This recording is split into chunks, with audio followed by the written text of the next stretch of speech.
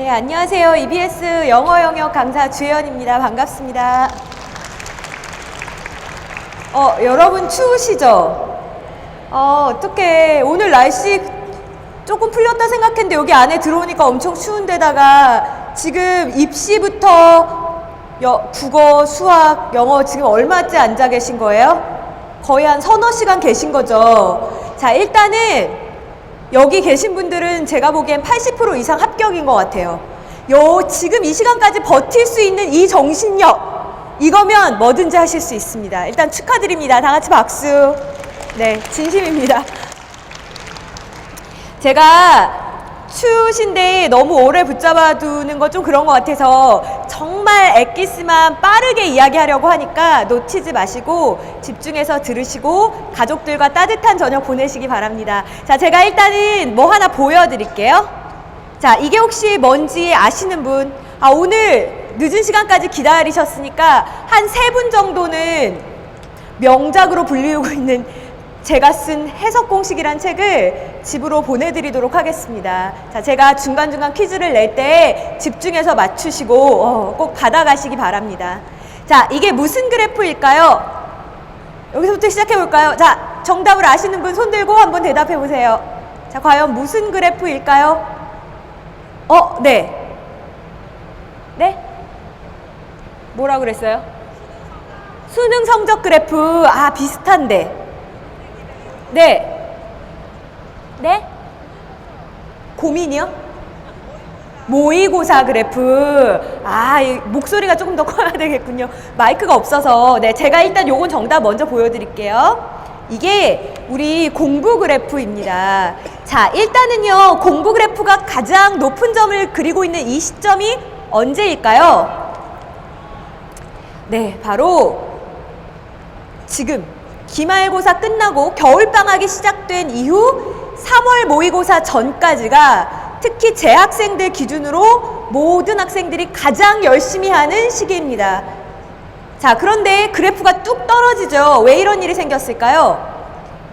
3월 모의고사가 내가 기대한 만큼 안 나왔거든요. 내 인생에서 가장 치열하게 2달을 보냈는데 성적이 내 기대만큼 안 나온 거예요. 사실 남들이 몇 년째 한 거를 2달 안에 성과 내는 거 욕심이지만 우리 아이들 입장에서는 내가 평생에서 제일 열심히 했는데 안 나왔어? 하기 싫어. 이런 생각이 든다고요. 자, 그 다음에 열심히 하는 시기가 언제일까요? 네, 바로 중간고사 직전 시기입니다.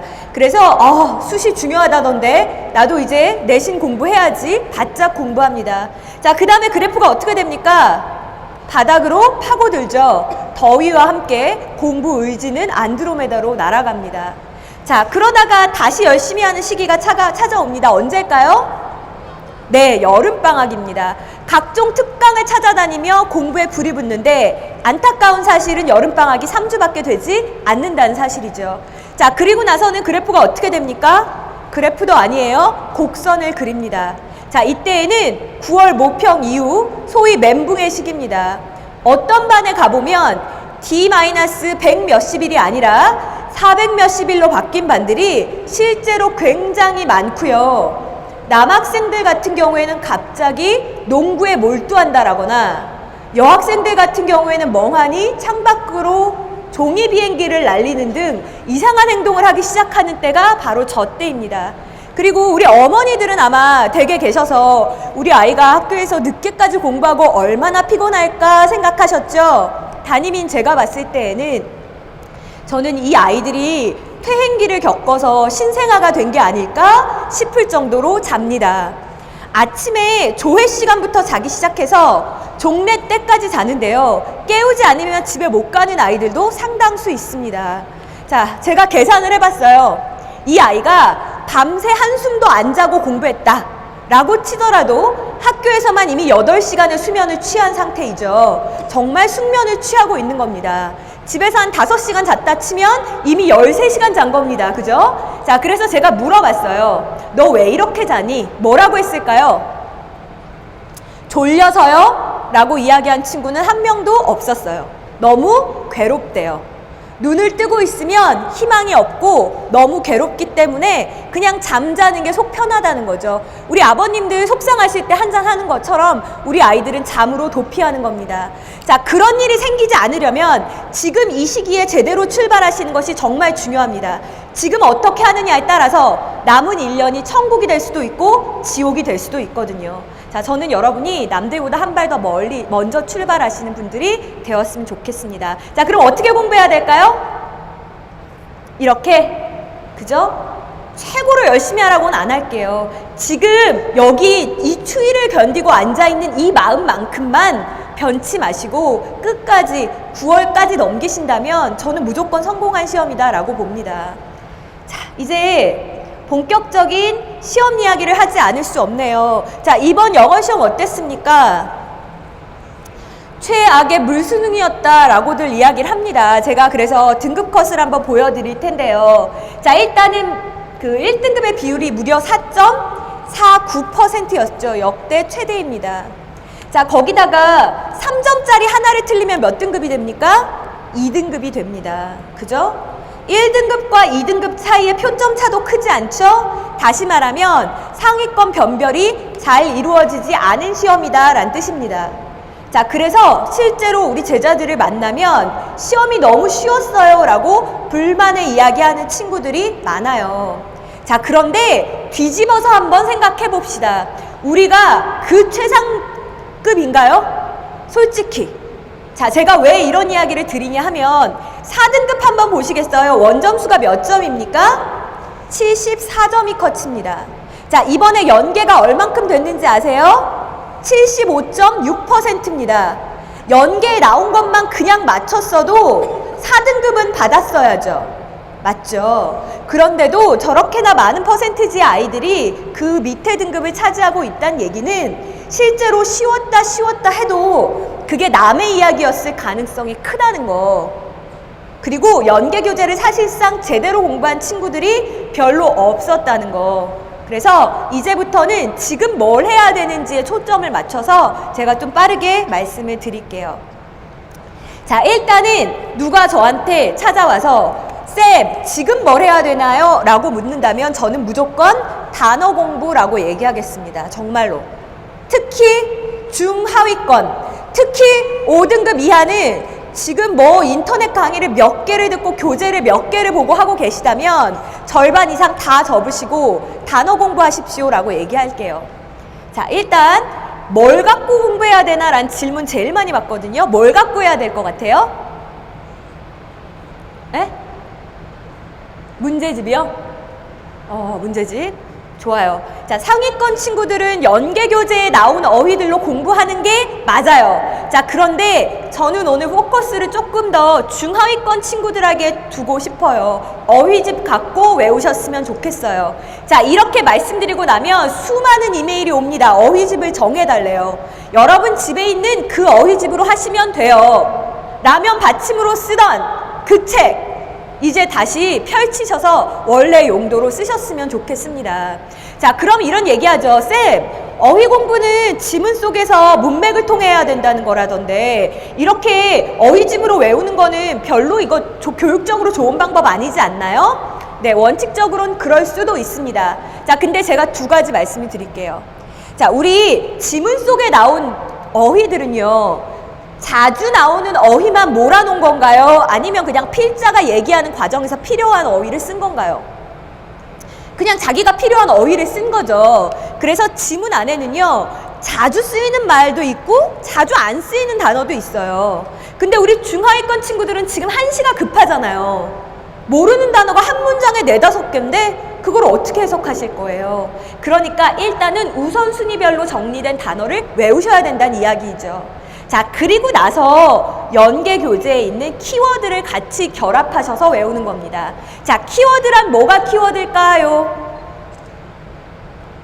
주제문에 있는 것도 키워드고요. 또요, 선택지 중에 모르는 단어가 나오면 아, 내가 진짜 심각하구나 생각하셔야 됩니다. 선택지에 있는 단어들은 무조건 알고 계셔야 돼요. 자, 그래서 여기까지는 뭐 그렇다 치고, 자, 몇 개를 외워야 될까요? 이거 맞추는 친구는 제가 정말 꼭 드리려고요. 이따가 남아서 저한테 주소를 꼭 써주고 가세요. 자, 몇 개를 외워야 할까요? 목소리 큰 친구가 한번 도전해 볼까요? 네? 50개. 좋은 시도입니다. 또요. 자, 100개요? 누구예요? 그래, 너 꼭 100개 외우세요. 자, 그 다음, 자, 등급. 네, 힌트예요. 저 너무 어려운 문제인 것 같아서. 등급. 네. 네? 9개요? 9개 외우신다고요? 자, 좀 맞읍시다. 9개 안 되고, 등급 곱하기, 네. 저 친구가 뭐라고 얘기해줬는데 제가 지금 마이크가 없어서 잘 못 들은 것 같아요. 이따가 혹시 정답이었으면 남아서 말해주세요. 등급 곱하기 10개는 외우셔야 된다라고 생각을 합니다. 자, 제가 이렇게 얘기를 하면 우리 친구들이 그래요. 쌤, 그럼 전 9등급인데 그럼 90개 외워야 돼요? 그렇죠. 90개 외우셔야죠. 9등급이면 다른 거 필요 없다는 얘기거든요. 뭐 지금 아는 단어가 거의 없다는 얘긴데요. 지금 문법이고 뭐고 무슨 의미가 있습니까? 일단은 단어부터 빨리 해결을 하셔야 됩니다. 제가 단어를 이렇게 강조드리는 데는 정말 생각보다 너무 심각하다는 걸 잘 알고 있기 때문이거든요. 자, 근데 여기서 또 이런 질문을 많이 하세요. 쌤, 저는 머리가 진짜 나쁜가 봐요. 90개 외우려면 하루 종일 걸려도 다 못 외우고요. 다음날 아침에 눈을 뜨면 다 잊어버려요. 당연하죠. 그게 정상이에요.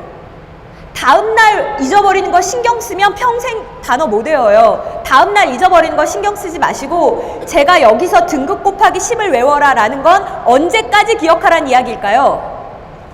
잠들기 전까지. 잠들기 전까지만 기억하고 있으면 성공인 겁니다. 다음날 신경 쓰지 마세요. 원래 잊어버리는 게 정상입니다. 자, 제가 아예 외우는 법을 알려드릴 테니까 여기 계신 분들만이라도 오늘부터 단어만이라도 꼭 이렇게 외워주세요.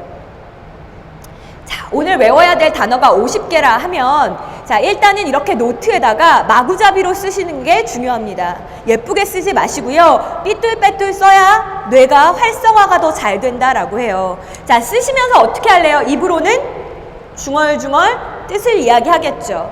자, 그리고 나서 어떻게 해요? 집어넣고 수학 공부하세요. 하다가 쉬는 시간에 꺼내서 다시 한번 보세요. 몇 개는 외워졌겠죠. 자, 그럼 어떻게 해요? 외운 건 지우는 겁니다. 자, 그리고 또 집어넣으세요. 또 사탐목, 탐구 과목 공부하세요. 자, 그러다가 어떻게 해요? 다시 꺼내요. 자, 아까 전에 안 외워졌던 것 중에 이제 외워진 게 좀 있겠죠. 자, 그러면 또 그걸 지우는 겁니다. 자, 이 과정을 얼만큼 반복할까요? 다 지워질 때까지.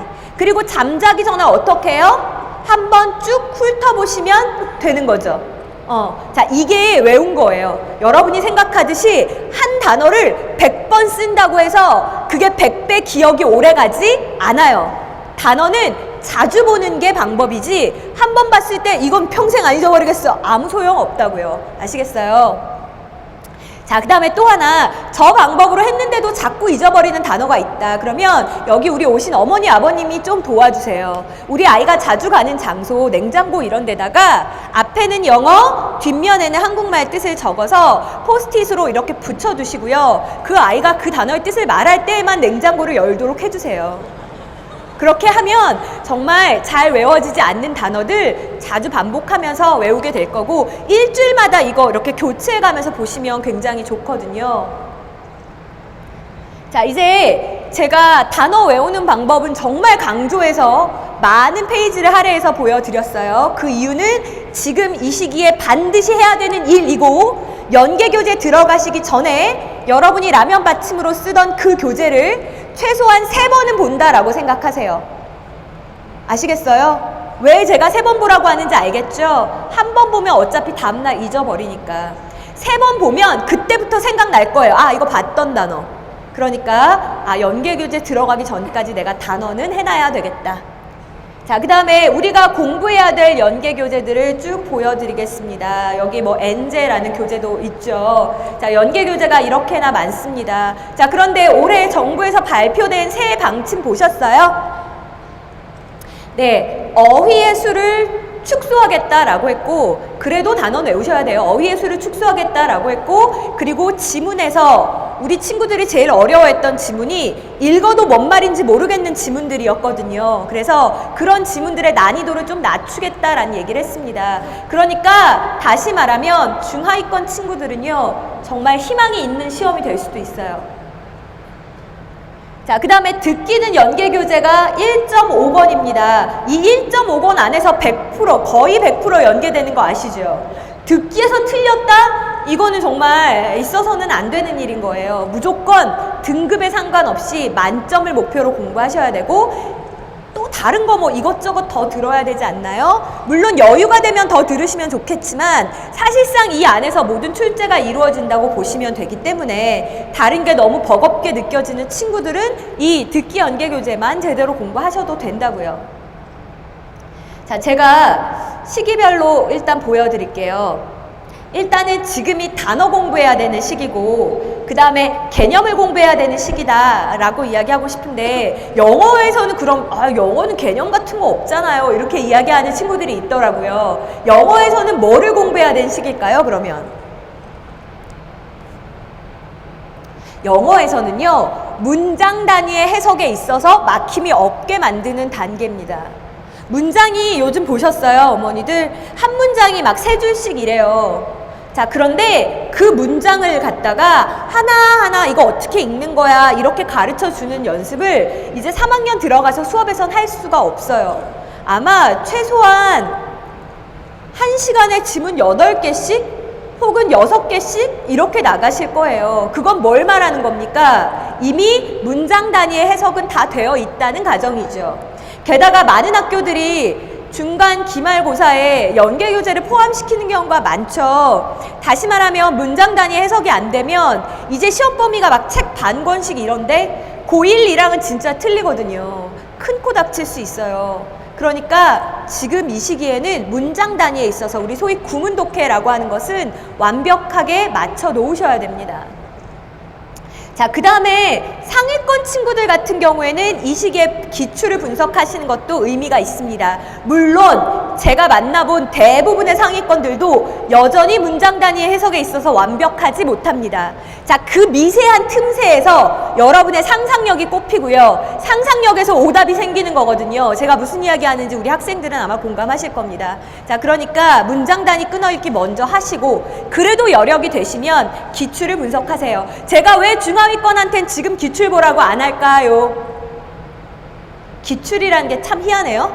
한 번 보면 다음에 봤을 때 그게 내 실력이 되진 않았는데 정말 기적처럼 답이 다 생각나요. 이거 라마에 대한 거 이거 답 3번이었는데? 근데 뭔지 모르지만 3번인 건 알거든요. 그래서 다시 여러분이 기출을 풀었을 때 아무 의미가 없어져요. 그러니까 아직 문장 단위의 독해도 완전하지 않다라고 하면 기출은 여름방학이나 아니면 후반부에 문제풀이 막 많이 할 때 있죠. 그때 넘기는 문제집 대신에 기출 문제로 하셔도 괜찮아요. 자, 그 다음에 이제 수특, 인터넷 수능, 수능 완성, 뭐 엔제가 올해 들어갈지 빠질지 잘 모르겠습니다만 거기에 대한 엔제가 들어간다면 또 그 내용까지 같이 시기별로 공부해 주시면 되는데, 근데 재학생 한번 손 들어 볼까요? 지금 이제 3학년이 되는 재학생입니다. 자, 재학생 친구들은 참 바쁘잖아요. 사실 학교에서 보내고 또 학교에서 여러 가지 해야 되는 것들이 많기 때문에. 그래서 가장 많이 저지르는 실수 하나만 제가 말씀해 드릴게요. 학교에서 딱 봤더니 3월 달에 수능 특강을 한대요. 엄청나게 열심히 해요. 중간고사를 수능 특강으로 봐요. 기말고사도 수능 특강으로 봐요. 그리고 났더니 수능 완성이 나온대요. 그래서 대부분의 학생들이 중간에 이 인터넷 수능이라든지 엔제는 아예 못 보고요. 수능 특강이랑 완성만 보고 들어가는 학생들이 정말 많습니다. 그러니까 어머님, 아버님들은 체크하셔야 돼요. 물론 아이가 짜증을 낼 수 있으니 뭔가 약속을 정하셔서 너 이 교재를 언제까지 끝내자라는 걸 아예 달력을 펼쳐 놓으시고 대충의 가이드라인을 정하지 않으시면 나중에 이게 막 다 보지 못하고 들어가는 사태가 실제로 생깁니다. 자, 제가 아까 마지막 시기 보여드렸고요. 저는 진짜 이 얘기하러 오늘 온 거예요. 연계교재 뭐 뉴스에 보면 한글을 해석을 달달달달 외워서 좋은 학생, 뭐 좋은 점수를 받은 학생 속출, 뭐 백보양보해서 그럴 수 있다 칩시다. 그 아이의 다른 성적은 어떨까요? 그거 한글 또 거기다가 연계 문제만 나오는 것도 아닌데 너무 안타까워요. 왜 그런 방법으로 공부하는지. 자, 제가 지금 보여드리는 방법대로 진짜 속았다 치고 수능 특강만이라도 한번 이렇게 해보세요. 여러분이 차이를 느끼실 겁니다. 자, 지문이 이렇게 있잖아요. 그러면 우리 친구들이 어떻게 해요? 시간을 재죠. 문제를 풀어요. 그 다음에 어떻게 해요? 정답 맞추죠. 제발. 정답 맞추시지 말고 바로 체감 난이도를 쓰세요. 자, 그 이유는 여러분이 나중에 연계교재를 복습할 때 다 볼 수 있는 시간이 없을 수도 있어요. 있기를 희망하지만 그렇지 못한 불행한 경우가 생길 수도 있습니다.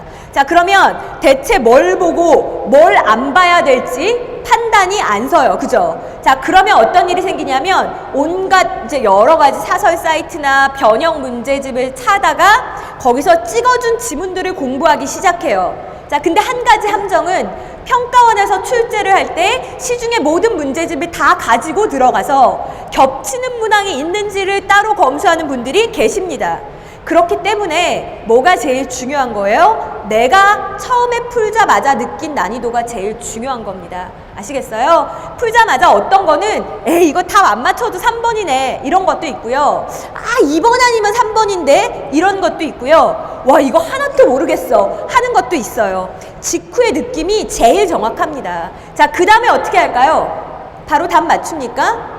아니요. 그 다음에 이번에는 시간 제한 두지 마시고 한 번만 정독해 주세요. 이 시간 아까워하지 마세요. 오늘 20문제 풀어야 되는데 20문제 푸는 것보다 제대로 푸시는 게 훨씬 더 중요해요. 자, 그래서 다시 한번 정독하시고 주제문도 찾아보시고요. 정독하면 어떤 일이 생기는지 아세요? 자기가 혼자 답을 고칠 수 있어져요. 아, 아까 3번인 줄 알았는데 다시 잘 읽어보니까 2번이구나. 자, 그런 거는 나중에 답이 2번이었으면 여러분 세모 표시하시면 되는 거죠. 자, 그리고 나서 정답지를 보시던 강의를 들으시던 확인하시고 마지막 단계 꼭 해주셔야 됩니다. 이게 뭐예요? 전체 내용을 마인드맵으로 그리시는 겁니다. 그래서 한글로 간단하게 요약을 하고요. 나중에 복습할 땐 어떻게 해요? 이 요약문에 있는 키워드가 영어로 뭐였지? 거꾸로 공부하실 수도 있는 거예요. 실제로 제대로 한 번만 읽어도 이 마인드맵을 보면 내용이 웬만큼 다 떠오르거든요. 그러니까 이 작업 정답 없는 거거든요. 꼭 해주셨으면 좋겠어요. 자, 앞으로 여러분 교재에는 이렇게 다 정리되어 있기를 바랍니다. 제발, 제발, 특히 여기 있는 여학생들아, 제발 에브리디의 단수 명사, 아 여기는 관계대명사, what, that 이런 내신식 공부 방법은 접어두세요. 물론 문법적인 사항도 중요하지만 우선순위로 치면 제일 끝이에요. 내용 파악, 주제문 파악, 전체적인 논리 전개 이걸 이해하고 그래도 시간이 남으면 어법을 보시는 거지 거꾸로 공부하는 친구들이 있어요. 세부적인 거에 집착하지 마십시오. 자, 그래서 처음 풀 때 제대로 풀어달라라는 이야기 했고요. 우리 사이트에 가시면, EBS 사이트에 가시면 그 모든 지문에 대한 mp3 파일이 올라와 있습니다. 그러니까 저 같은 경우에는요, 오늘 공부한 지문들 자기 전에 그냥 mp3를 한번 쭉 들어보거든요. 그러면 내용이 이렇게 쓱 스쳐 지나가요. 뭐 듣기 공부도 되고, 뭐 길어봤자 이거 뭐 내가 오늘 얼마나 공부했을지 모르겠지만 5분, 10분 넘기지 않거든요. 그러니까 여러 가지로 효율적인 방법이라고 생각됩니다. 이 지문에 대한 mp3 파일 꼭 활용하셨으면 좋겠습니다. 자, 그 다음에 어법에 대한 이야기를 안 할 수가 없는데, 자, 제가 지금 이 시기에 해야 되는 것이 끊어읽기, 정확하게 읽는 공부다라고 말씀드렸잖아요. 그래서 뭐 시중에 가시면 여러 가지 구문 독해 책도 있고 많습니다. 일단은 영어 문장이 어떻게 구성되는지 그 기본 개념을 정리하시는 게 제일 중요해요. 자, 그 다음에 난 그래도 영어 조금 등급 나오는데 3등급 후반대는 되는데 라고 하는 친구들은 이제 여기다가 뭘 더하시면 돼요? 기본 개념에다가 어법 문제에 있어서 기출을 분석하시면 되는 겁니다. 한 회분 풀어봤자 어법 문제 2문항밖에 안 되죠.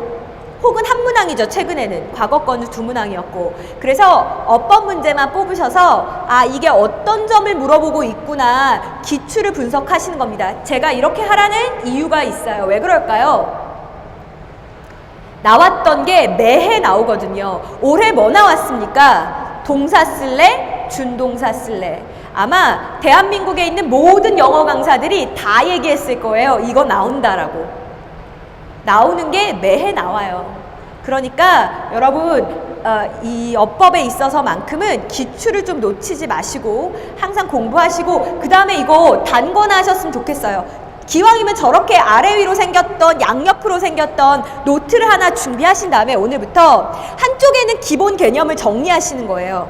자, 그 다음에 나머지 한 페이지에는 어떻게 해요? 내가 거기에 대해 틀렸던 문제를 오답 정리하는 겁니다. 이렇게 해서 한 권의 노트로 딱 만드세요.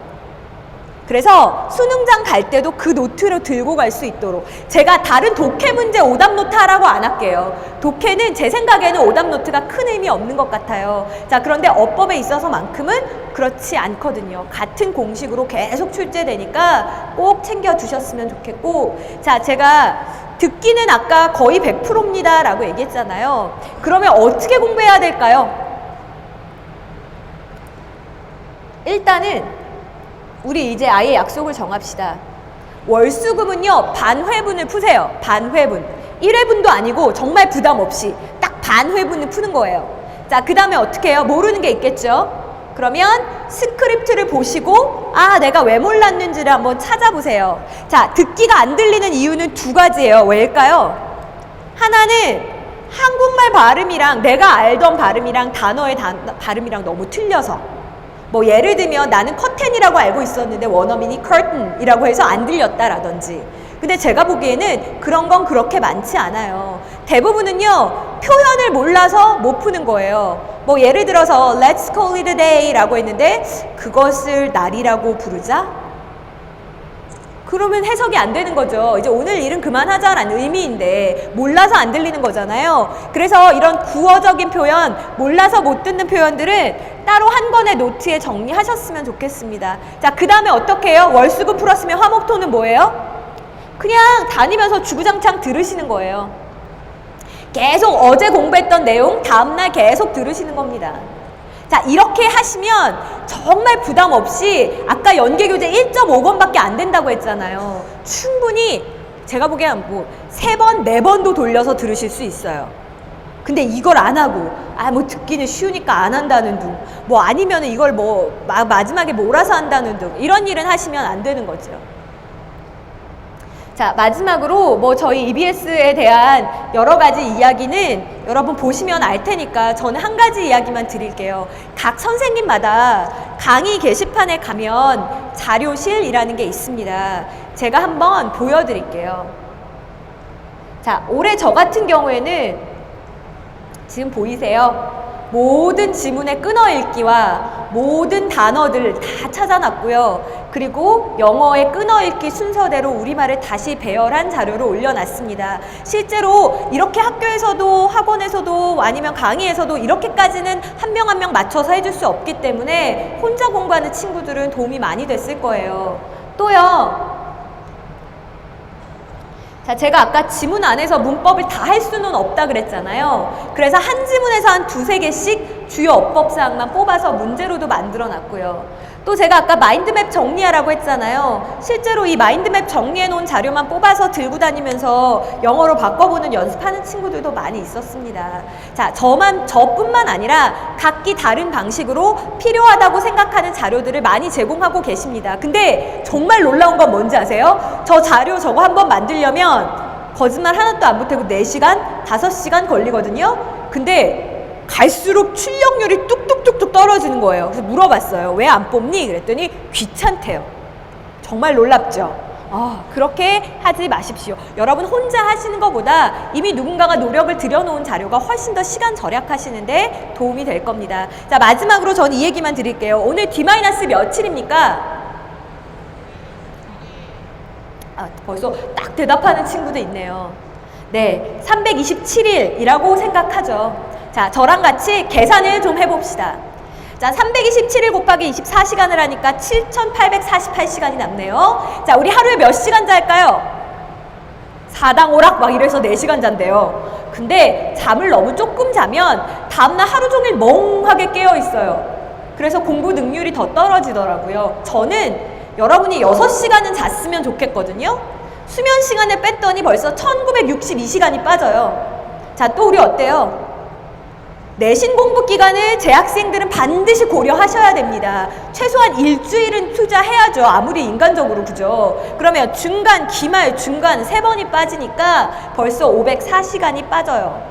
자, 게다가 밥은 먹고 살아야죠. 먹고 살자고 하는 일인데. 자, 그래서 아침, 점심, 저녁 넉넉 잡아 3시간 빼고 났더니 981시간이 빠지네요. 자, 저 지금 노는 시간 넣습니까? 아, 오늘 스트레스 받는데 PC방 한번 갈까? 이런 거 다 뺀 시간이죠.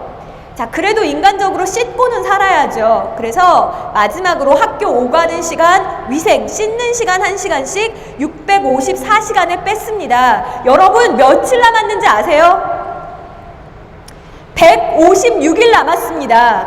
아직도 나는 예비 고3이야 라고 말하는 친구들 정신 차리세요. 156일 남았습니다. 절대 많이 남은 시간 아니니까 오늘 물론 추운 데서 떠시고 집에 가면 얼마나 연말이라 쉬고 싶겠습니까? 지금 학교 가면 공부할 분위기 아니라는 거 저도 잘 압니다. 연말은 어수선하죠. 하지만 제가 말씀드렸죠. 지금 한 발 먼저 출발하시는 것이 여러분의 1년을 천국으로도 지옥으로도 만들 수 있습니다. 자, 저와 EBS는 항상 여러분 응원하겠습니다. 자, 감사합니다.